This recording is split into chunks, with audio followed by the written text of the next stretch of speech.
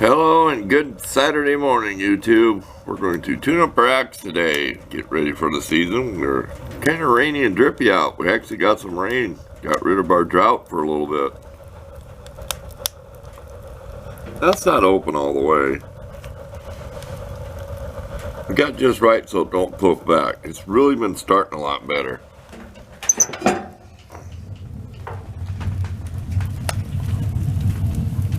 That's a fire. Bunch of scrap wood, one little teeny, and some brown paper I had from packaging, and one little teeny sliver of fat wood. Y'all know what fat wood is. I bought another bag of it. The price went up like $6, so we're going to ration this stuff this winter. We had like 1/3 of that piece. Kind of light like a big matchstick and shove it down in there. Okay, enough view of the stove. It's only 50 degrees in here. Amazingly, though, it got down to 40-something last night. So it stays about 10 degrees warmer in here than outside. We had the stove going until about 6 o'clock last evening. So stay tuned. Let's work on the axe today. Okay, the first thing we're going to do is put a hole in this so we can hang it on the wall. Okay? We kind of come up with an idea of... because we're going to draw this on the other side. We're going to drill from each side so we don't split the wood out. We kind of got, this is our vertical line. We came down 1 inch.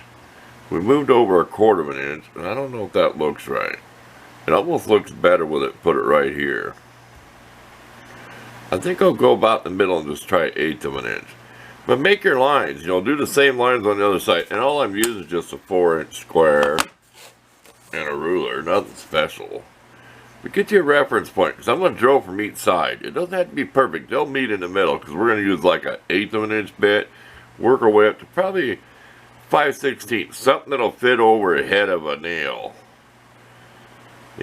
I call it 8-penny nail.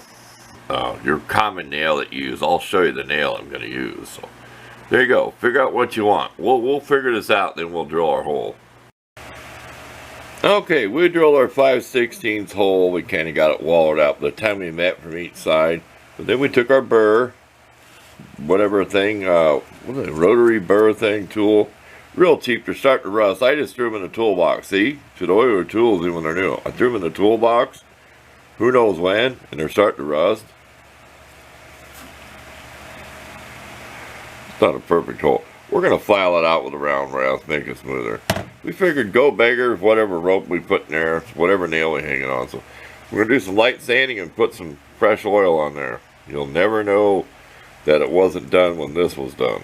So on to do that, then we'll sharpen it up. Okay, I think it looks rather good with a big hole in it. So I kind of messed up. I didn't show it on camera. They didn't come out exactly. You're trying to drill from one side to the other side. You don't want to drill all the way through. You don't know where it's going to come out. So, to kind of get it to meet in the middle. But I kind of like that. That way, you can, no matter any size peg, it'll almost fit on any nail. It looks more shiny in the light. You take the light away, see? Got to rag your soap and drip all the way down. There, we're going to let that soak. We got plenty in the hole. So it goes inside the wood there. So there we go. We're going to take a break, then we'll sharpen this thing. Let this soak in about 15 minutes or so, then wipe it off. This is what we call an 8D or 8-penny nail. 2 3/4 inches long, about an 1/8 inch diameter, maybe a little under. Your common carpenter nail, so you can get through a 2x4 into another one. And they are nice. It's one thing they still don't make too bad, but beware of where you buy these now. I went to 2 different home supply stores and picked these because these were the shiniest and the nicest made on the head. This one could have been used once, but yeah, beware. Look at them. Just browse. If you go to 2 different home supply stores, look at them, and look when you get to the next one, you'll know where you want to get your nails. Or you can be brave and just buy a box of each, and then next time get the good ones.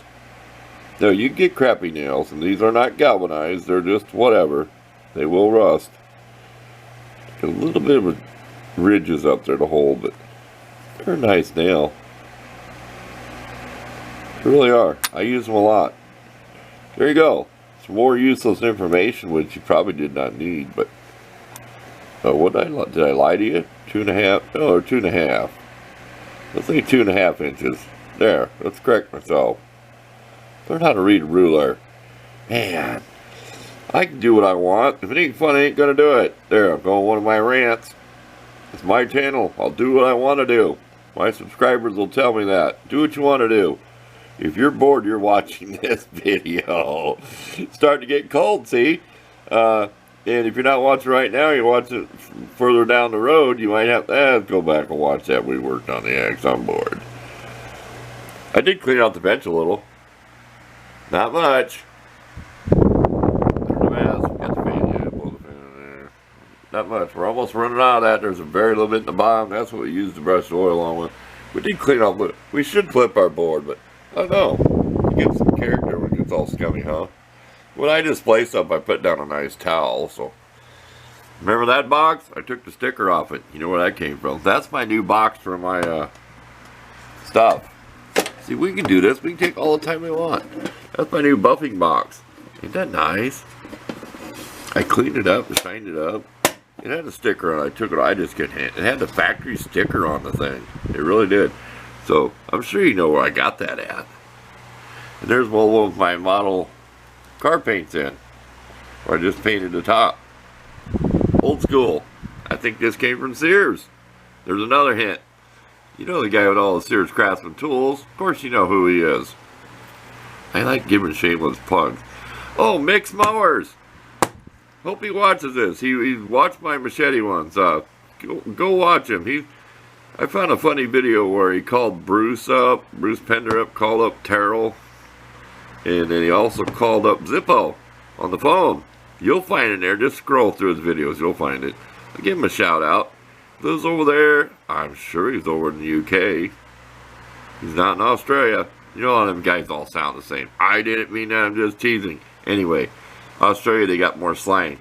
Australia's kind of like us hillbillies. You know, we murdered English language. Oh, I shouldn't have said that. Oh, I gotta watch what I say. I'm gonna get somebody mad at me. See, I told you it looked the same. See? You can't even tell the difference, can you? Enough of that. And we'll see if this... I thought it was a little wonky in somewhere, but it might not be as bad as what I thought. Now, this is not a chopping axe. I kept this pretty fat. If you've seen all them hatchets I worked on last winter, you probably were sick of seeing them, but... we'll go through here and see what we got to do to it. I don't think we have to do much. This had gun blowing on it.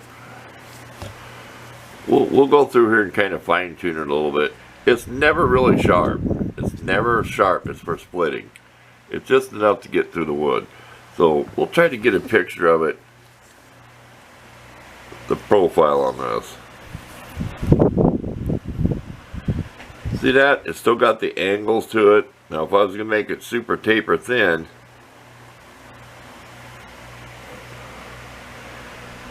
like my hatchets, that'd be for chopping. This is for splitting. I just want to get it thin enough to get it into the wood because I'm an old guy and I start slamming that thing in there. I want it to get into the piece of wood as quick as it can so it starts splitting it. So let's clean it up a little bit and I think we'll be done on this video. Did I just say wonky? See? I watch too much YouTube. I'm copying them people that live out around the other side there, or across the big pond, or way down under, or see a little bit of rust. We'll scrub it up. We'll scrub it up. We just use the same oil, any oil. Motor oil, I don't care what you put on it. So we'll be back to finish off the video here in a couple of minutes. Okay, we took a little diamond file back here and just kind of polished the edge a little bit. Oiled it. Sanded out a couple of overstrike marks. You can kind of see it. And I'm not going to wrap this. People can wrap their handles, but you can see where it's dented, where I missed. Sand them out and threw some more oil on it. There you go. It's good enough. It's ready to use. We'll hang it up. We'll roll the whole handle. We're done. So, thanks for watching. And if I offended anybody by making fun of them or imitating them, it's just considered flattery. If I imitate somebody, it's because I like them. That's how I've been. It's kind of like idolize them or like them, whatever. So there we go. I said it's not a super knife edge. It's for splitting, not chopping. Okay, we're out of here. We had enough.